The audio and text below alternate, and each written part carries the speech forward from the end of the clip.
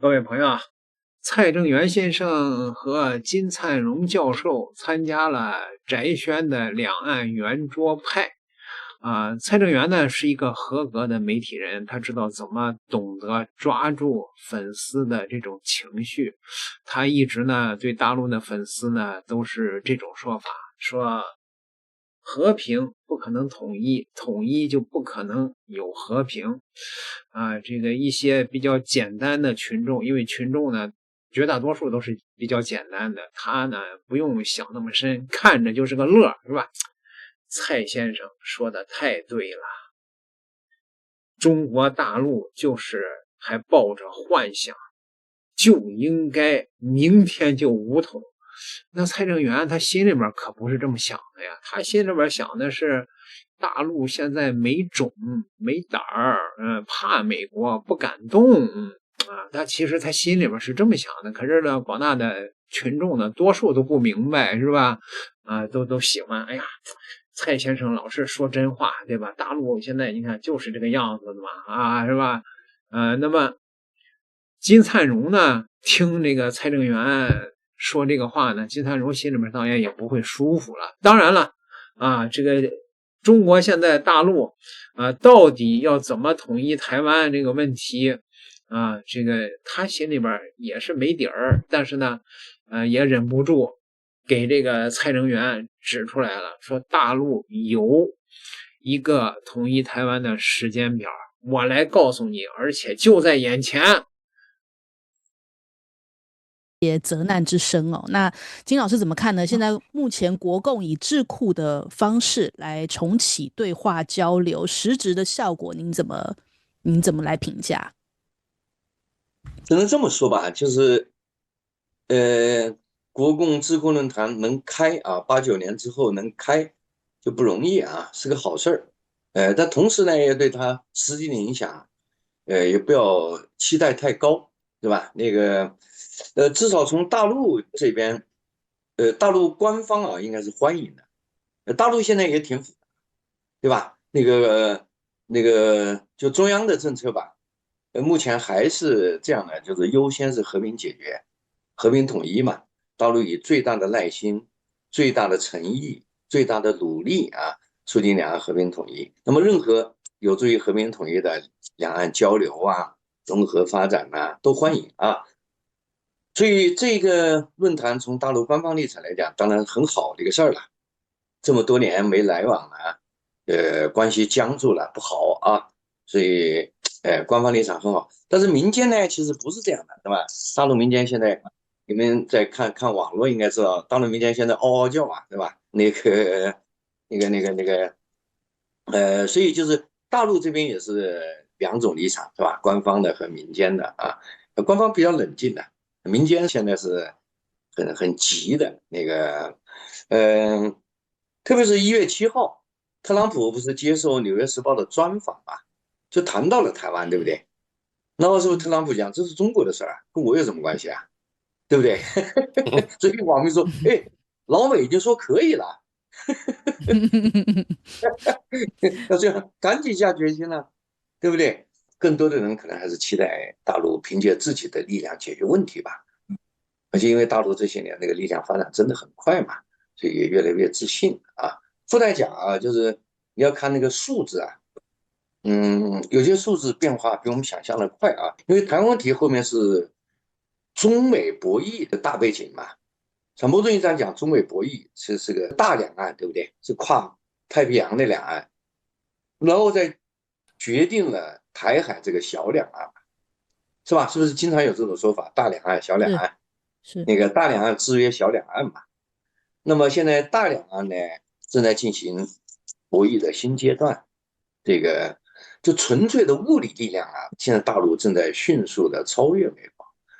比如说我们发电量是美国的220%，对吧？发电能力是美国400%，现在我们产业大概是美国2倍了再给中国10年，2035年是美国4倍。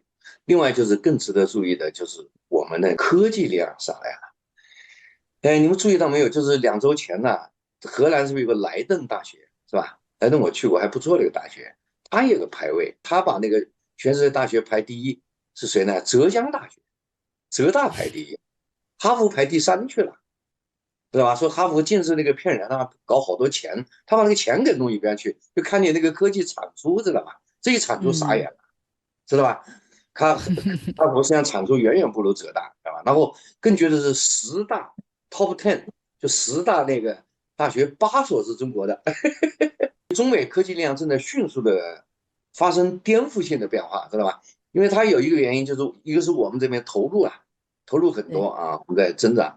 然后呢，还有就是美国神经病啊，特朗普啊，裁减经费嘛，整知识分子，对不对？特朗普我认为就是造反派，与人斗，其乐无穷，我特别讨厌知识分子，就上来就揍人家那个哈佛大学嘛，对不对？所以搞那个科学家不安全就跑了，知道吧？所以现在出现什么情况呢？我们本身就在发展，现在他把人送过来了，知道吧？所以他在萎缩，我们在那个加速啊。所以我觉得未来10年大概率是科技力量颠倒，因为就军事10年啊，大概率超过它的，知道吧？10年之内，我们那个6代隐形战斗机肯定是服役的，美国大概率还是在 PPT 上面的。我相信越来越多的大陆的网民是这么一个心态，说让我们有些困难。我们也不否认我们现在很多困难啊，但是趋势上讲，我们在物理层面超过美国是个时间问题，最后是大陆说了算吧。因为大两岸美国都搞不过我们，小两岸他更搞不过，对不对？因为逻辑上是大两岸决定小两岸，大两岸我们中国都在占优势，小两岸不是更是如此吗？对，就实质的效应还有待观察了，这样。对，大概讲这个。好，来请教蔡博士哦，因为郑丽文其实他在中常会，就是国民党中常会当中有提到，希望透过论坛搭起两岸沟通的桥梁啊。那我们刚刚其实也有聊到他讲的这一句话，就是强调大陆是亲人，绝对不会做出骨肉相残的事情。这样的说法，不知道这个蔡博士怎么看哦？这又释放什么样的讯号？那当然，这一番话陆委会是坐不住了。最近一连串的这个对于郑丽文的批评，甚至也讲说国共交流不可取代两岸官方的沟通哦。那我们先来请教蔡博士。因为民进党是拒绝两岸来往的，除非你国民党执政，或两岸官方怎么来往啊？这个是摆在眼前的一个事实。而郑丽文的那一番讲话，其实他的用意是不想让人家扣上这个支持武统的帽子，主要是在这里，所以讲一些两岸是亲，不会做出骨肉相残。但是你要知道，我一向的观察是这样的哈。很多人台湾人批评我，大陆人批评我，但是我觉得我的观察好像并没有失去准头。就第一个，我的结论是说，这个和平不可能统一，统一不可能和平。当然啦，这个跟大陆官方立场不一样，可是我的观察真的是如此。那第二个呢，就是在这个和平统一的主张底下，一定统一会遥遥无期，会遥遥无期哈。就是因为有个前提。那第三个呢，因为统一遥遥无期，不管你是说2035啦、2045、65、75哈，已经不重要，因为它这个不确定的日期。在不确定的日期统一之前，国民党还是要努力争取执政权，否则整个台湾会被民进党搞得无比的凄惨，而且会使得两岸交流恶化到什么程度都无以复加，甚至于伤害会很难复原。这是一个客观我们都看得到、闻得到的现象。那最后一个呢，就是国民党只要不执政啊，这个都会被大陆的网友们批评国民党没有用，因为你不执政也是真的没有用哈。以前执政当然没什么用了哈，像马英九经常被批评没什么用哈，他软弱哈，他个性哈，想要讨好所有人，包括台独分子啊，以确保他自己平安下庄，也是被批评得很惨。然后他的个性问题也带着国民党变成一个小绵羊。那现在郑丽文是想要把它恢复起来啊，但是不管如何，只要不执政的话对两岸呢不可能产生什么积极作用。好，同样问题来请教金老师，金老师怎么看呢？就是现在目前郑丽文喊出来，大陆是亲人，绝对不会骨肉相残。那你看这个是在释放什么样的讯号？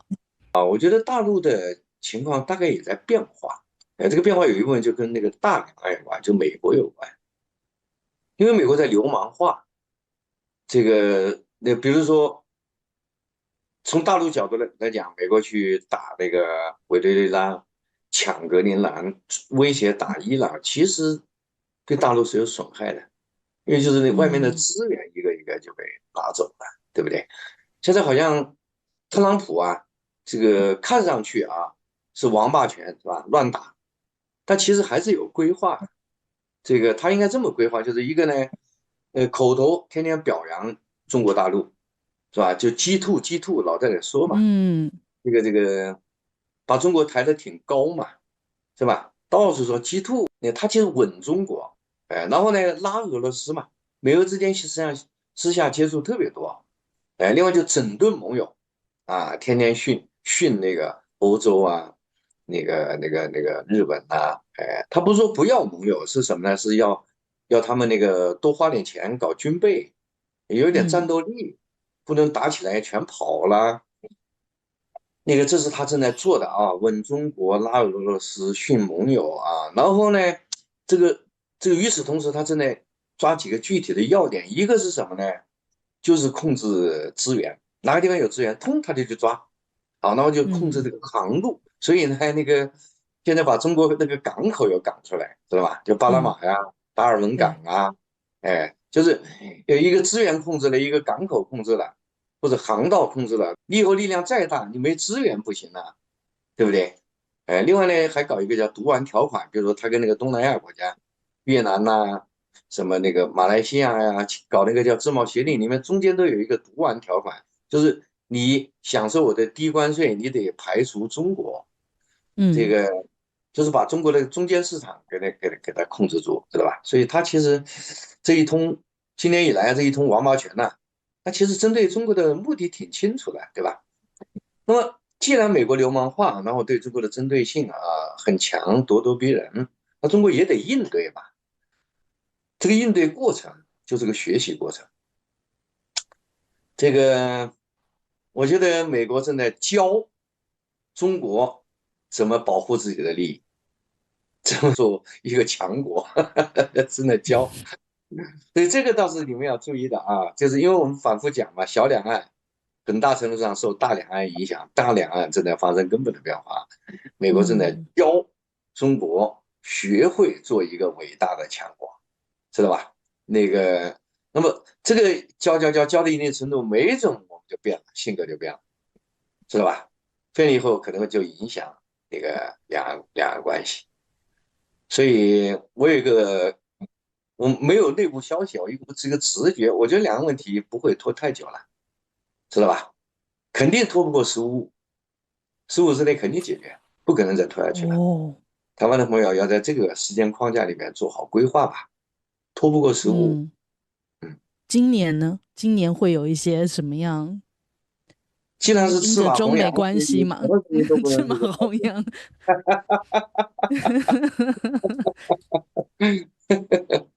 这个所以感觉上面今年的可能也会因着川普来到中国大陆的访问，是不是会让这个两岸关系又成为一个拿出来谈的话题呢？金老师，有可能啊，川普要来，那肯定是双方要达成比较重要的共识吧，是吧？美国总统这么多年没来了，对不对？老拜登4年都没来过吧？那个川普就是17年来的嘛，是吧？17年到现在第9年了，这个这次来我估计不会是空手而归啊，肯定要谈点东西啊，就不排除这个大两岸就中美可能在台湾问题上达成某种共识。台湾要做好准备，因为川普是个商人，什么东西可以卖，包括台湾，只不过要换一个好价钱而已，对不对？就是价钱问题，不是可不可以卖的问题，一切都可以交易嘛，就是价钱合适与否的问题嘛，对不对？所以马上就现在不是2月了嘛，就是再隔1个月，这可能就发生的事儿。李灿荣也看不惯这个蔡正元天天冷嘲热讽，大陆没胆儿啊，没种啊，不敢打呀。说我给你一个期限嘛，15-5也拖不过去15-5了。那个金老师的看法，你看跟我那绝大部分都是吻合的。我分析这个国际局势是不是啊？川普正在世界上全面的要给中国勒紧绞索，扼杀中国。